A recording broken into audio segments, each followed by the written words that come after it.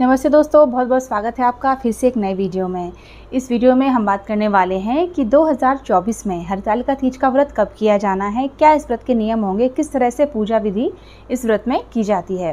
तो चलिए दोस्तों, वीडियो शुरू करते हैं। अगर वीडियो आपको अच्छा लगे तो प्लीज़ वीडियो को लाइक, दूसरों के साथ शेयर ज़रूर कीजिएगा और हमारे चैनल को सब्सक्राइब करना मत भूलिएगा।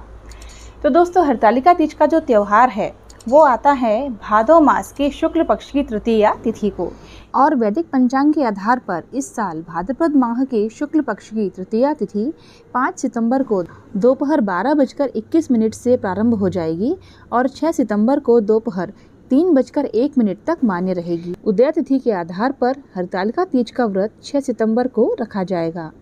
इस व्रत को निर्जला किया जाता है। सुहागिन महिलाएं अपने पति की दीर्घायु के लिए इस व्रत को करती हैं और कुमारी कन्याएं अच्छे वर की प्राप्ति के लिए इस व्रत को करती हैं। यह व्रत 24 घंटे का होता है वैसे तो, लेकिन यह व्रत टोटल मिला के 36 घंटे का हो जाता है अगर महिलाएं इसको पूरे विधि विधान के साथ करती हैं, क्योंकि तीज के एक दिन पहले रात को 12 बजे से व्रत चालू होता है, तो अगले दिन रात को 12 बजे तक चलता है और अगले दिन सुबह 12 बजे के बाद अगले दिन सुबह फिर नहा धोकर इस व्रत में पानी पिया जाता है, तभी ये व्रत अच्छी तरीके से पूर्ण माना जाता है। लेकिन लोग नहीं कर पाते इतना कठिन व्रत, इसलिए लोग जब एक समय की पूजा हो जाती है शाम को प्रदोष काल में, उसके बाद लोग पानी पी लेते हैं। यहाँ तक कि मैं आपसे कहूँ कि मैं भी प्रदोष काल की पूजा के बाद पानी पी लेती हूँ, क्योंकि जब हम प्रदोष काल में पूजा करते हैं तो 7 साढ़े 7 के बाद पूजन शुरू होता है। उसके बाद पूजन करते करते, पहला पूजन में टाइम ज़्यादा लगता है, पूजन करते करते आरती करते करते 11 बज जाती है, 10:30 11 बज जाती है, तो मैं उसके बाद पानी पी लेती हूँ। पानी ऐसी चीज़ है दोस्तों जिसके बिना कई लोगों का नहीं चल पाता है। तो अगर आपसे हो जाता है व्रत निर्जला तो बहुत अच्छी बात है, वैसे इस व्रत को निर्जला ही किया जाता है। लेकिन कोई लोग हैं जो तबीयत ख़राब है इस कारण, या फिर गर्भवती महिलाएं हैं वो निर्जला व्रत नहीं कर पाती हैं, तो वो चाहें तो गर्भावस्था में इस व्रत को पानी, चाय, दूध और फ्रूट्स लेकर भी कर सकती हैं, क्योंकि दोस्तों बच्चों को, बुज़ुर्गों को और गर्भवती महिलाओं को सभी चीज़ें माफ़ होती हैं। उनकी जो अवस्था मानी जाती है ये वाली, उसमें वो लोग इतना नहीं कर पाते हैं, तो उनसे अगर व्रत कठिन नहीं हो पाता है, पूरी तरीके से नियम फॉलो नहीं हो पाते हैं, तो उनको माफ़ किया जाता है भगवान की तरफ से। तो अगर महिलाएं गर्भवती हैं तो रिस्क ना लें, वो इस व्रत को चाय, पानी, दूध और फल लेकर कर सकती हैं। लेकिन इस व्रत में नमक नहीं खाया जाता है। आप सोचें कि हम सीधा नमक खा लें, तो नहीं खाया जा सकता है। और जो महिलाएं व्रत नहीं कर सकती हैं तो उनके बदले का व्रत घर में कोई और कर लेता है, चाहे तो उनके पति कर लें, लेकिन वो भी निर्जला नहीं कर पाते हैं। पुरुष लोगों के लिए निर्जला व्रत करना आसान नहीं होता है, बहुत मुश्किल होता है, तो पति तो नहीं कर सकते हैं। किसी महिला की तबीयत ख़राब है तो उसकी बेटी कर सकती है, उसके बदले का व्रत उनके घर में कोई और कर सकता है जो करने में सक्षम हो।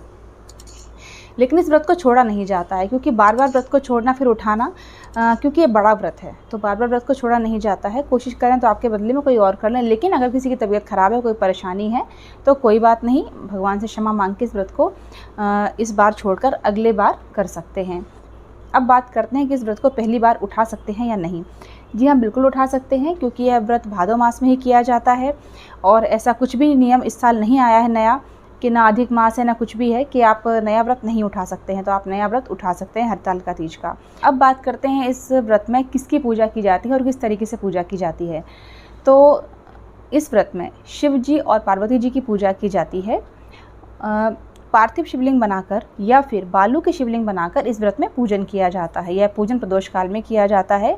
इस पूजन में फुलेरा बनाना बहुत ज़रूरी होता है, तो फुलेरा आप ज़रूर बनाएं, क्योंकि प्रदीप मिश्रा जी ने अभी बताया है 2-3 साल पहले कि फुलेरा बनाना चाहिए, क्योंकि पहले सभी को नहीं मालूम था, तो सभी लोग नहीं बनाते थे। लेकिन मैं जहाँ की हूँ, छतरपुर साइड की, तो वहाँ सभी लोग फुलेरा बनाकर ही हरतालिका तीज की पूजा किया करते थे। और जो फुलेरा का नियम है वो सिर्फ हरतालिका तीज में ही फॉलो किया जाता है, बाकी किसी भी पूजा में फुलेरा नहीं बनाया जाता है। तो आप इस पूजन को करें तो फुलेरा आप ज़रूर बनाएं। और अगर आप अपने घर में इस पूजन को कर रहे हैं तो बहुत अच्छी बात है, फुलेरा बनाएं और चौकी लगाकर पार्थिव शिवलिंग की स्थापना करके इस पूजन को विधि विधान से करें। पूजा विधि मेरे चैनल पर ऑलरेडी अपलोड है और मैं इस साल फिर से नया वीडियो अपलोड करूंगी, आप चाहें तो देख सकते हैं कि पूजा कैसे करनी है, हमें पूजा कैसे लगानी है।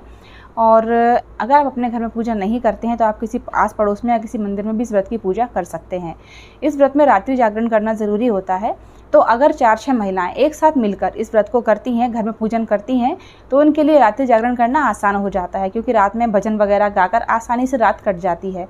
और 4 या 5 पूजन किए जाते हैं इस व्रत में, तो महिलाएं सभी इकट्ठी होकर करती हैं, तो नींद आने का कोई सवाल नहीं उठता है। भजन कीर्तन करते हुए एक बार 8 बजे, एक बार 12 बजे, 2 बजे, फिर 4 बजे, फिर 5 बजे, इस तरीके से पूजन कर लिया जाता है। और उसके बाद सुबह के समय में उनको विसर्जित कर दिया जाता है, पार्थिव शिवलिंग को विसर्जित कर दिया जाता है। अगर आपके घर में पूजन होता है तो बहुत अच्छी बात है, नहीं तो आप जैसे मैंने आपको बताया पास पड़ोस में या मंदिर में कर सकती हैं।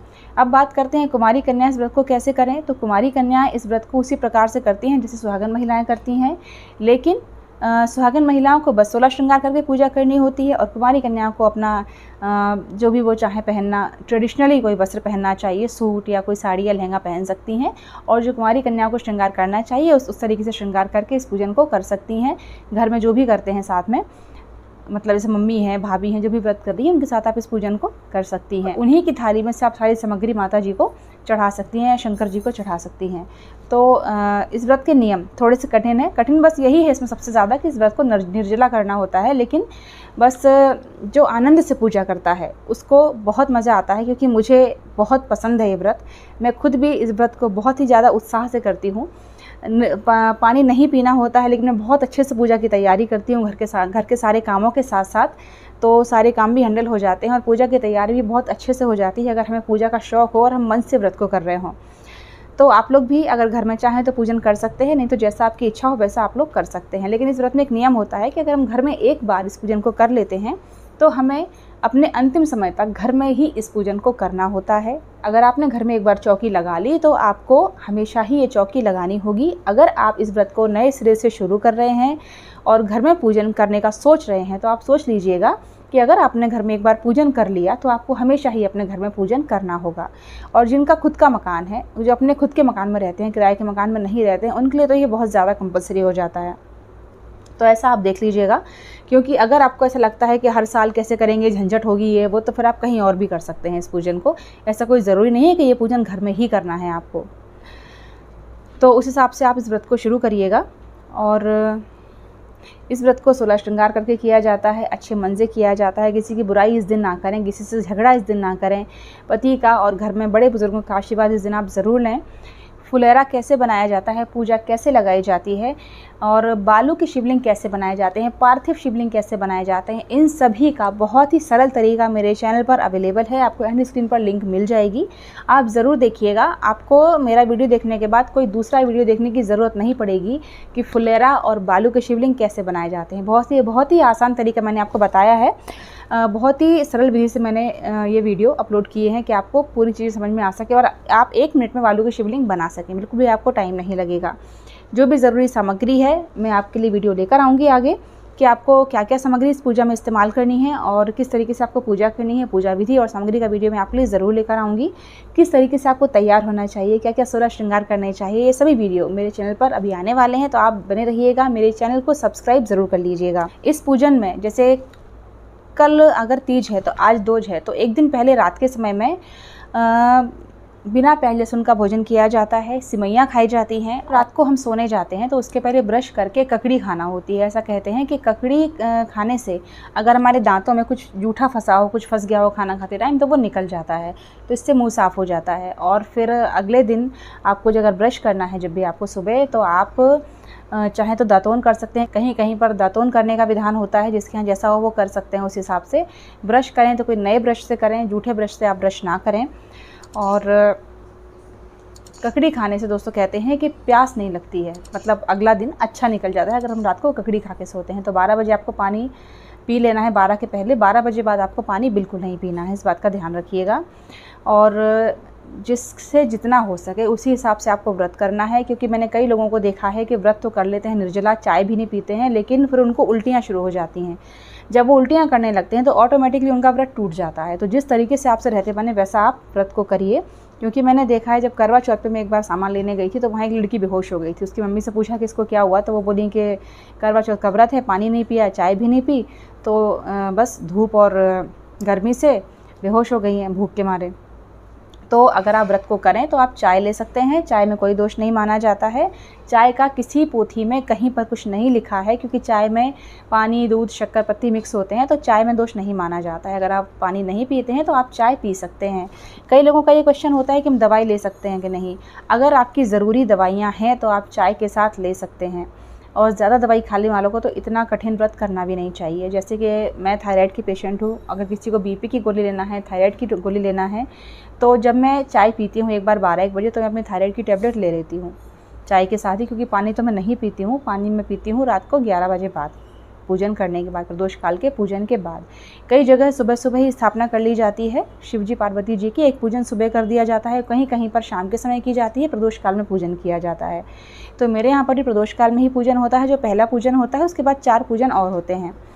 तो इस प्रकार से हमें पूजन करना होता है हरतालिका तीज के व्रत में। बहुत ही पावन व्रत है और माता पार्वती ने इसी व्रत को करके शिव जी को प्राप्त किया था। आपने देखा होगा कि सुहाग का कोई भी व्रत है तो वो माता पार्वती के नाम से ही किया जाता है, क्योंकि बहुत बड़ी उनको पतिव्रता माना गया है। तो उन्हीं के नाम से और उन्हीं की कृपा प्राप्त करने के लिए लेडीज़ और कुमारी कन्याएं इस व्रत को करती हैं। उम्मीद करती हूँ दोस्तों वीडियो आपको अच्छा लगा होगा, यूज़फुल लगा होगा। वीडियो में कुछ भी अच्छा लगा है तो प्लीज़ लाइक शेयर ज़रूर कीजिएगा। और जैसा कि मैंने आपको बोला कि बहुत सारे वीडियो मेरे चैनल पर ऑलरेडी अवेलेबल हैं और मैं नई वीडियो भी लेकर आने वाली हूँ, तो चैनल को सब्सक्राइब ज़रूर कर लीजिएगा। फिर मिलते हैं नेक्स्ट वीडियो में। जय माता दी, हर हर महादेव। नमस्ते दोस्तों, बहुत बहुत स्वागत है आपका फिर से एक नई वीडियो में। यह वीडियो है हरतालिका तीज के उपलक्ष्य में। इस वीडियो में मैं आपको बताने जा रही हूँ कि पूजा हमें किस तरह से करनी चाहिए हरतालिका तीज व्रत में। तो चलिए दोस्तों वीडियो को शुरू करते हैं।